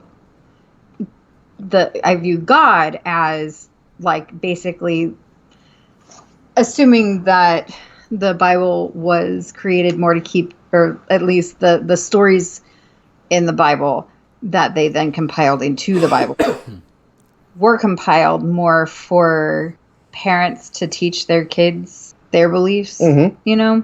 So God is more and heaven and hell are more like the parental figure, and then the consequence or reward of doing the right thing. Okay. So, can I ask you I'm sorry, I didn't mean to No, you're interrupt, but I good. have a question. So with you viewing God that way, Mhm.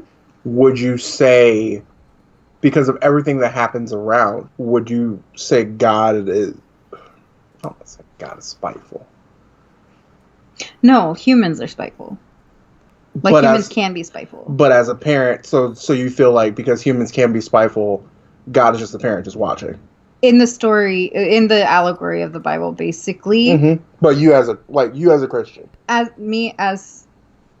a Christian, but that's what I'm saying.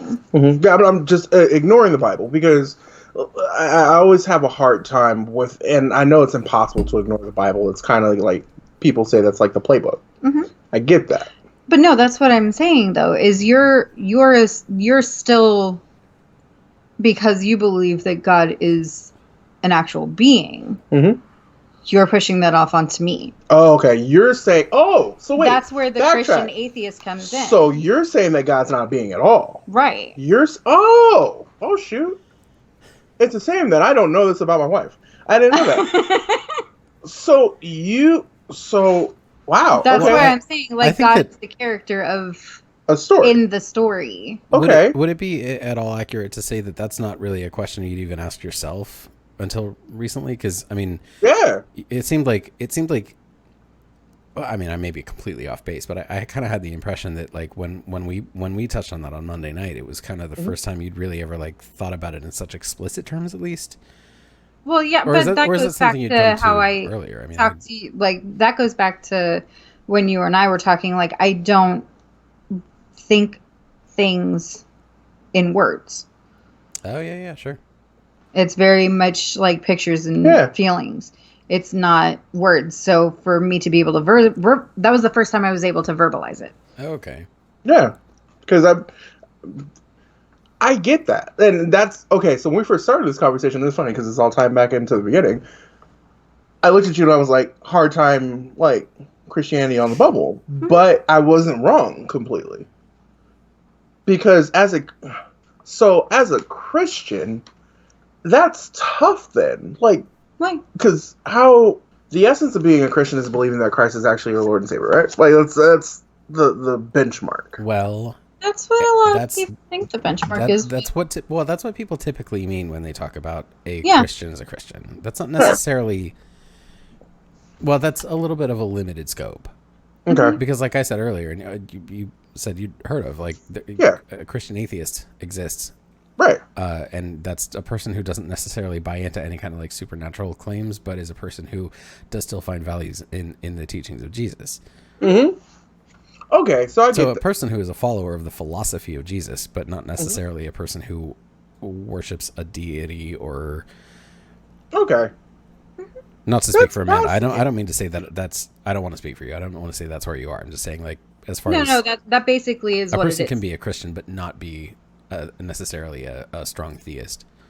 Yes. Mm-hmm. So, because and now this is going to open up a whole new line of question. So, because does it make you look at me differently? No. Because of because I am more very. I have this exercise that I've had since the 3rd grade, which is called the heart room, which is basically I envision. He went to a Catholic private school. Yeah, that's the I know, only but thing I I don't know of really this took. thing. Oh yeah, I went to the Catholic school pretty much my entire life until about 12th grade. Okay. I just want to make things as good as it can be Come for on, everyone. You just blew my mind. What? Like I'm listening to what you're saying, and I appreciate it very much. But I just had an epiphany about my wife, and it is like wrecking my head. We may have to revisit this.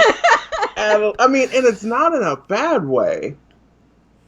But now I wonder, I remember I was telling you about my heart room thing. Like I remember I was telling you about that, and you. That's the next thing I was going to ask. Can you tell me what that is before you? Sure, absolutely. So in 3rd grade, we used to have an exercise called "Go to Your Heart Room," where you would close your eyes, you take 3 deep breaths, Okay. and then you would envision yourself taking a journey down to your heart. I always envisioned it, and now, mind you, that's before we really figured out the whole concept of anatomy and going through the blood vessels and how gross that actually would be because of what. But we're still talking. Okay, I just like this sounds real new agey. This doesn't sound Catholic at all. Yeah, no, it was more like a float down to your heart. It sounds really Californian. Yeah, absolutely, 100%, absolutely. And when you got there, your heart room looked however you wanted to. I told her my heart room was like a wood cabin. It would be lightly snowing. Ooh. But there'd be a fireplace. Yeah, of course it would. Yeah, absolutely. That sounds really nice. And when you would go to your heart room, Jesus would be there. Oh.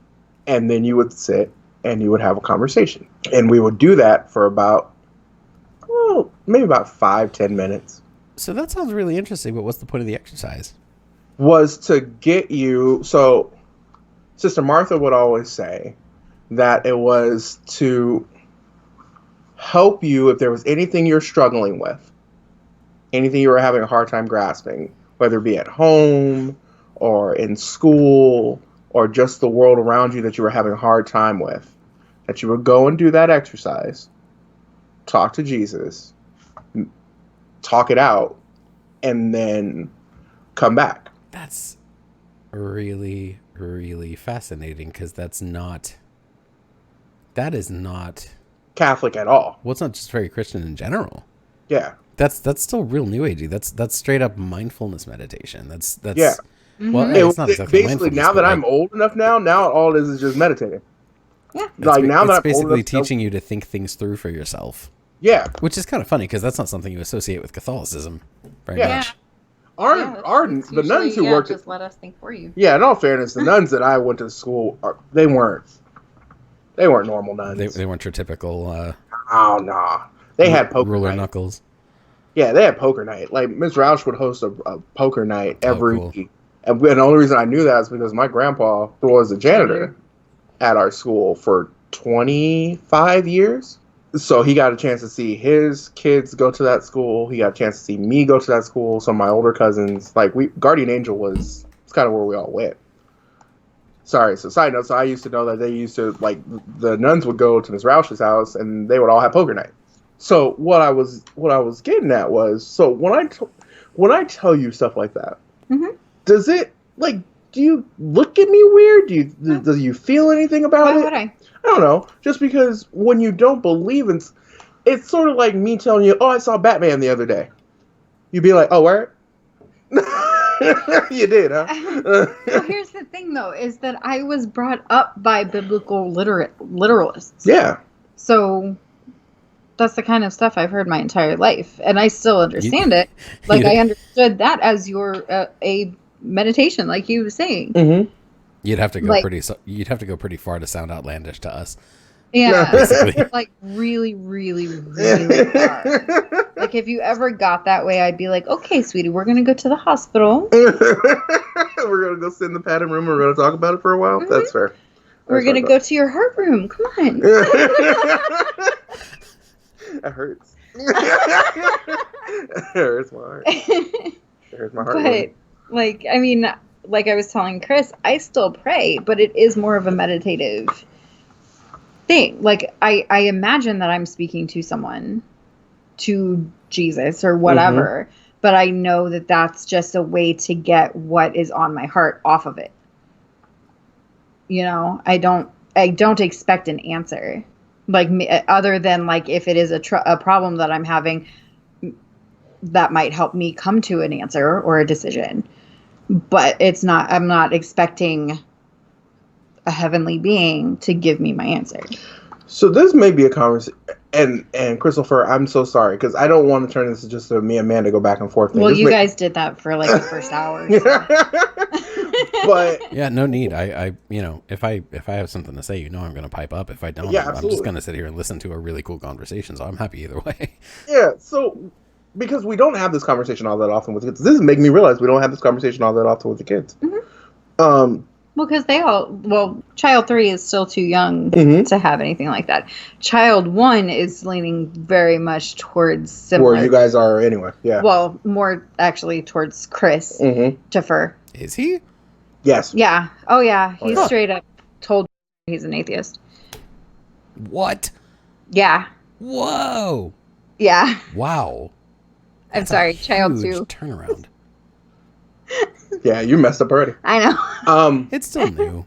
Side note, next summer, do me a favor. If you get some free time, and mind you, I just would love to see you, come up and have lunch with him when you get a chance.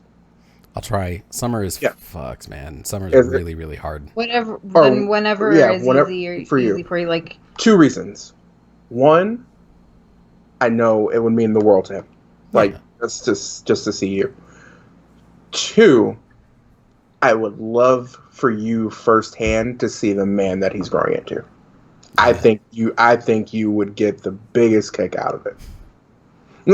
Like I think it would. I think you'd. He's a little crusader, man. Yep. Like you'd want to kick me out of this podcast and be like, so child 1 is now part of this podcast. We need more like-minded ideals. I had an idea that maybe he was headed that not as far as like religiously, but socially the same kind of direction. Because a few weeks ago, or maybe actually it might have been fucking months ago. Like I said, summer is just a blur. It's my year end, so it's my busiest time as a bookkeeper, but also with our business, what we do, summer is just jam packed 100% of the time. So given that, I don't know, it could have been June for all I remember, but when he was talking to me about CS:GO, no, it was Siege. We were talking about it, and I was like, I've never really been like super into online multiplayer in general, just because I generally play games to get away from real life, and people can be just so fucking. I told him the exact same thing. Yeah, games have always been escapism for me, and I as far as online gaming, it's been Rocket League, because usually people are pretty pleasant, and people who aren't pretty pleasant like get just shat on fast. Like, get out, kid. Yeah. It's always people like, dude, like we're fucking chilling, we're having fun. Would you stop being a dick about where your team's at or whatever? Anyway, so I was like, I just don't tend to multiplayer very much because I'm already I don't need to be more exhausted by people yelling at me about not being very good, and I'm not very good at many things. So, and that was what he said specifically. Excuse me, was I actually am surprised the community is pretty chill. Most people are really welcoming, and people who are experienced tend to take less experienced players under their wings. I've maybe only played two or three matches where there's been like a straight up toxic person around. Like the moment you start thinking in terms like that, like that's like non-ironic wokeness, right? Yeah. And I was like, you're way more clued in than you were when you left me. I love this. This is really, really good. This is actual, like, this is social consciousness. I was like really proud of that. I don't know if they're still, I don't know if they went to the same school as him or if might have moved to like Florida or something like that. He was telling me, but he had this friend who he really liked this person, and then they told him that they believe that they're trans. And apparently their father is extremely anti-LGBTQ plus. Mm. Extremely, like, That's hurt. yeah, that's who he wanted to take to Pride. Sorry, But yeah, so real quick, he wanted to attend Pride. Yeah, Mm-hmm. I know. So fucking Right? Told you. But yeah, that makes me very happy. was like on a rampage for a while there. Like I mean, he still gets very, very, triggered when anybody says anything anti-LGBTQ. Fucking snowflake. Right? I'm making a mistake. You should have been raised in Berkeley. But like, while they were still going to school together, like, y'all gonna make me cry again.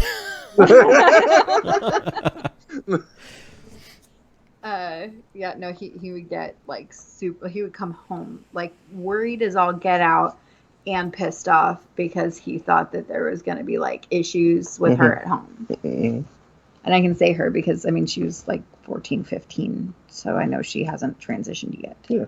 Whether or not a person is transitioned does not determine their gender. If it's they, if it's he, whatever that person's preferred pronouns are now, that's what they've always been. Mm-hmm. I'm saying that's the accepted convention. Mm-hmm. I apologize, but again, at the time, like even she was calling herself she until like because it was she thinks she's trans. She wasn't 100% certain yet, so that's why I was trying to say they. But well, oh yeah, if that person never specified their pronouns. Mm-hmm. Yeah, never did. Well, it's. I think you know I've never actually asked a trans person this. I think that when it's come to that I've always kind of defaulted to they. Mm-hmm. Just because that feels neutral enough that that's probably easier for them to correct than a straight up misgender. Mm-hmm. Yeah. No offense was intended by me saying that. I didn't assume it was, and I'm letting our audience know in case this. I apologize. Stay in. Shut up. No offense was meant by me saying that she's only 14 and she, like, I could say she because she hadn't transitioned yet. I was saying that because she herself was not 100% sure that she was trans. She just was thinking that might be part of it. Yeah. Like it may just be that she's 14 and doesn't understand what she's feeling yet, so she doesn't know if she's attracted to a woman, does she think that she should then be a man because of where she grew up, or is it that she truly does feel like gender identity and sexual orientation can be very they're not, neither one of them is indicative of the other, but like they can both be very confusing things, especially when you're younger. Yeah. Now, I know that there are people that knew that they were trans by the time they were 12. Mm-hmm. And I know that there are people that knew that they were homo or bisexual by the time they were, still young. Mm-hmm. And then people take until they're 30 or 40 to realize exactly. Yeah. Exactly. So, or 50. Yeah. It can happen at any time. I mean, it's... Yeah, exactly. This is really, really complex shit. It's not... None of it's cut and dry. Yeah. So when you're still that young, there's that air of, I don't want to say, are you confused? Well, no. Because that sounds so wrong, but are you misreading what your heart and body and mind are telling you? Well, that combined with it's the first time in your life you have to reckon with gender identity really, like explicitly, because like gender identity as society defines it comes down to what you're like sexually capable of. Yeah. It's not necessarily the way that you're treated as a boy or a girl when you're really, really young, because like, I mean, that obviously plays a massive role in your early socialization. That's important and it's big, but it's you don't necessarily divide things along those lines as strongly as you do in a, what's the prefix for in process? There's pre and then post. Oh, peri. I don't. Like pre-mortem, peri-mortem, and post-mortem. That's how I know it. Huh. I don't know that. Yeah. Interesting. Well, anyway, while you're in the process of puberty and then post-pubescent, that's what I'm getting at. You know, that's kind of, that's the first time you have to really reckon with your own identity as man, woman, or otherwise, because prior to puberty, the specific characteristics that traditionally speaking make you man, woman, or whatever, that's the time when those first manifest, really. I mean, outside of just like possessing a particular set of genitalia, right? Like the secondary sexual characteristics. That's what happens at that age. That's where those manifest. And so when you're not, well, that's just when it comes time to deal with, I guess, what exactly like your what that identity is for you. Right. I mean, for me, I think it was easier to understand my sexuality because at the time, the only real thoughts that people had, unless they were going through something to where they found out that they were trans or realized, or however you want to say it, that wasn't like as big of an issue as it is today. To where people are actually coming out with that and being okay with that, as well as others who are not okay with it.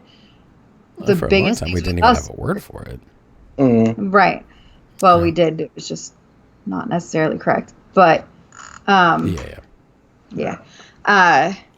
But the main things that were starting to become normalized were either you're straight, you're bi, or you're gay. Yeah. You know?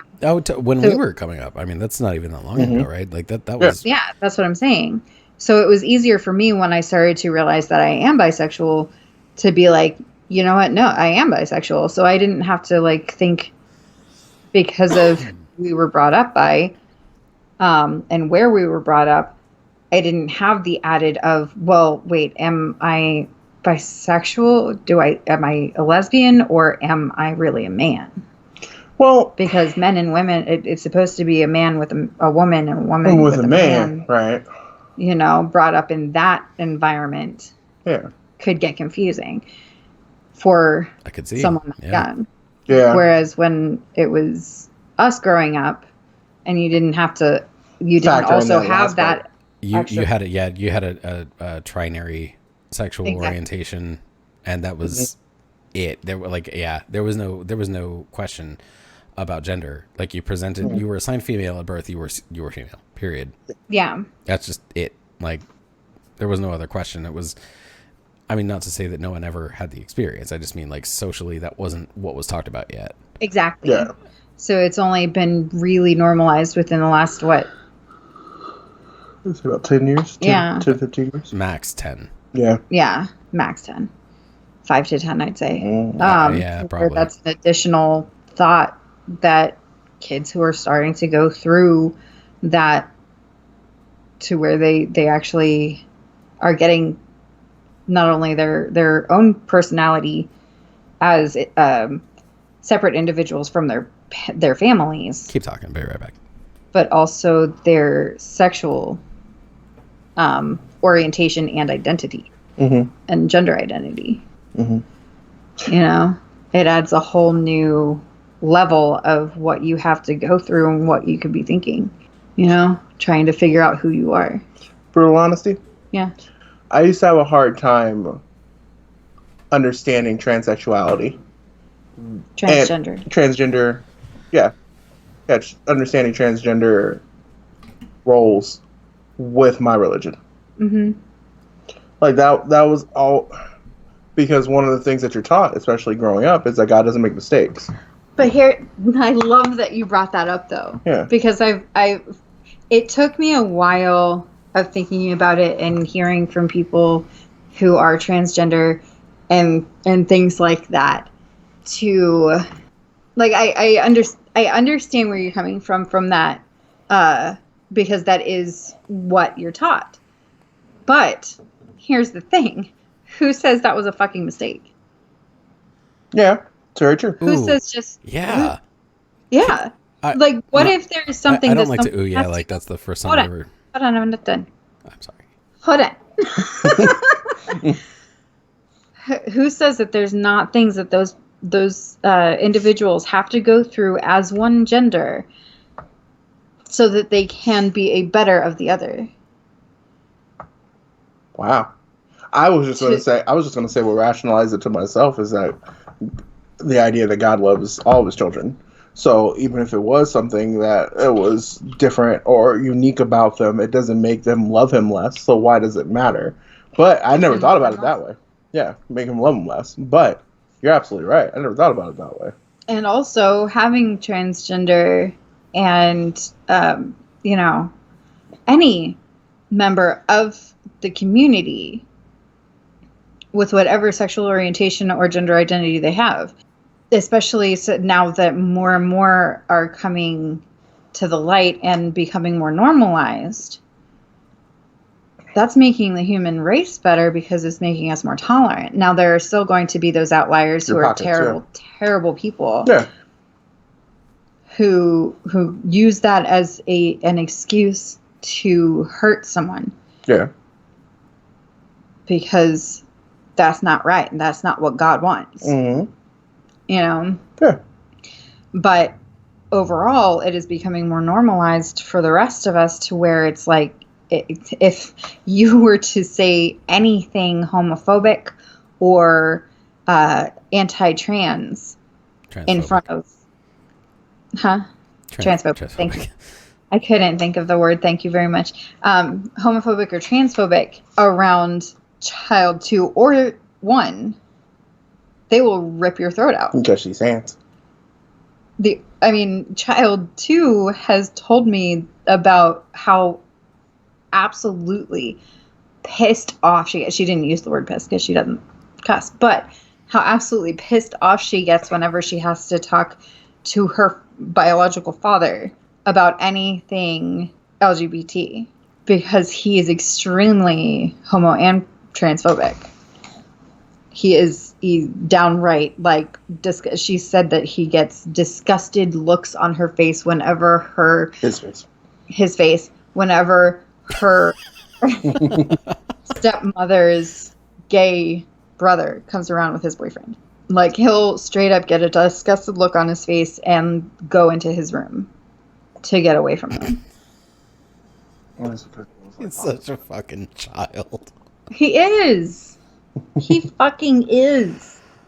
But I love that she is so just like, he's so stupid with that. I don't get it. You know? Yeah. And she, like, if it was somebody that she didn't feel had some sort of power over her, she would rip him a new one. And I love that about her. Yeah. Same. You love to see it. I'm useless for the rest of this conversation. Because you're still... My mind's still... I'm gone. Like... Why is it so shocking? It's not shocking. Clearly you are shocked. Oh, okay, I am... Okay. It is shocking in the regards that... What is it that's difficult to process? Well, I mean, what is it you're having trouble with, or what's taking you by surprise? Okay, so what's getting me is the idea of the house that you... I guess I'm coming to grips and coming face to face with the person who I thought I was going to be as a man and a father and a husband, and the person that I am. And I'm not saying that like in a negative fashion. So growing up, I always had the idea that I was going to have a Christian household with a beautiful wife and children. And Well, you get 2 for 3. Exactly. Well, no, and not only that, it's... I'm sorry, please continue. I do. I absolutely. I have everything in my life that I wanted. It's just, it's funny when you think about the way things are going to be and the way things are. Like, and my life has always been like that. I never thought I was going to raise 2 white kids. I never thought that was going to be a thing. But they're my kids. Like, I love that child 1 lights up when I say I'm his dad. It's the coolest thing in the world. Like I'll never get over that. You know, like it's super neat. And now the best thing about learning that about you tonight is I never wanted my children, now that I'm older and I see it now, I never wanted my children to live in a house where there was just blind faith. Mm-hmm. I wanted them to grow up in a household where if I ended up believing in something, that was tested. It was tested. I knew what my responses were, and I decided to believe it in anyway. So you believing that way actually does our family a service. Because now, if child 3 does end up growing up and becoming like me and being a Christian, and actually believing in the physical entity of Christ and God, I know that he heard the other side too, between the both of you. He knew what it sounded like. He knows the differences. And he's consciously making that choice to believe it anyway. Mm-hmm. That to me means more than just to blindly believe something your whole life and then have it completely crumbled because you were never challenged on that belief. So, and that's very cool, but it's still just...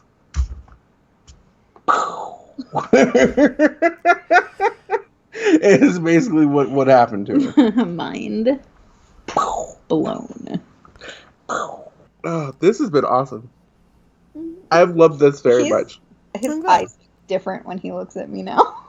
I am. I literally He's have to just go. Like, are you okay, Satan? And like, you heathen. You heathen. God literally damn.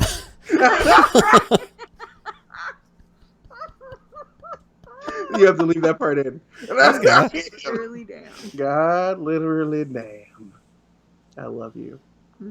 Despite the fact that you're not going to heaven with me, I still love you despite that. That's okay. I got you on What Dreams May Come. I'll come get you. Okay, baby. Well, clearly we are all the way off the rails. Yes. All the way. Dear lovely viewers that we lovely view. Wait, we don't view you. You view us. Yeah, hang we on. don't view you. That would be easy. Let's start over. Anyway, that's the end of the show. I'm trying really hard to not do the thing where I just like, I get to the point in the editing where I'm like, well, clearly the conversation ended 10 minutes before this. I will just do a hard cut and then boom, large Christopher face. Hey everyone, how you doing? We'll try to have an actual outro during the show this time, and I guess I'm starting it now. So, hey, again for the third time, everyone. Thank you so much for watching. We really, really appreciate your time. Thanks for sticking around to all this and, rambly conversation, but I guess get used to it because that's what we do here. That's who we are. No, we talk about stuff, though, and things. Yeah. We don't just have some thoughts. We have all of them everywhere. All the time. All the time. See, we should have named ourselves We Have All the Thoughts. Well, if you say it like that, we have all the thoughts, then It's too late now. yeah, 5 episodes deep. We got to stick with what we got. Yeah, we're here now. Feel free, please. Just all the free. Hit that like button because it, we like to be liked, but also algorithm manipulation. Yeah. It's good for us to be liked because then we get liked by more likes. And hit the subscribe button if you really like what we do. And definitely the subscribe. Absolutely. And tell people, if you're not already listening to us on any of the major podcast platforms, then you're and clearly not the bee's knees, and you should be the bee's knees. It's not. It's a great way, especially like if you have a long commute to work. You can't keep YouTube up on your phone. Absolutely. Yeah, you don't want to have to kill that And battery. you're basically guaranteed we're just going to go fucking on and on. on and on and on. We got your commute covered. We tried to keep our first few episodes to an hour or under. It's not happening. So It's who we are. Life's too big. There's too much to cover. We can't just... No. So get on whichever one you listen to, or if you don't have any that you listen to, you can get on Anchor and listen to us there. And make sure that you're liking, you're subscribing, you are giving us all of the stars. Whatever the arrow pointy up buttons are on Anchor, we don't actually know yet, but yeah. I think it's upvotes, kind of like Reddit. Oh. Well, okay. I mean, you're all on Reddit. You know how Reddit works. Do that on Anchor. Yeah, exactly.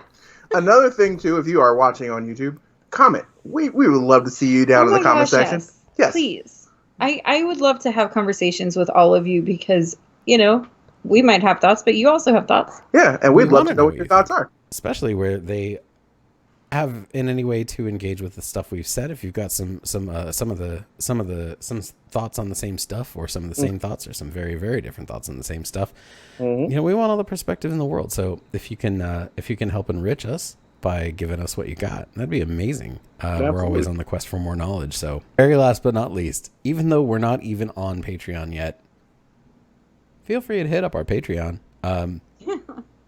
We discussed this already, but it will. I very, very think that I will have done it by the time I get this video up. So I'm pretty sure that by the time I say this, there will actually be a Patreon that you can hit the link to, and then you can go and donate money there, where you can help us to help ourselves. Which isn't that? That's not us. That's 100% you helping us. We're not actually helping ourselves if you give us money. But the more of that you do, the more of this we can our do. crappy jobs we don't have to do, and we can do this more.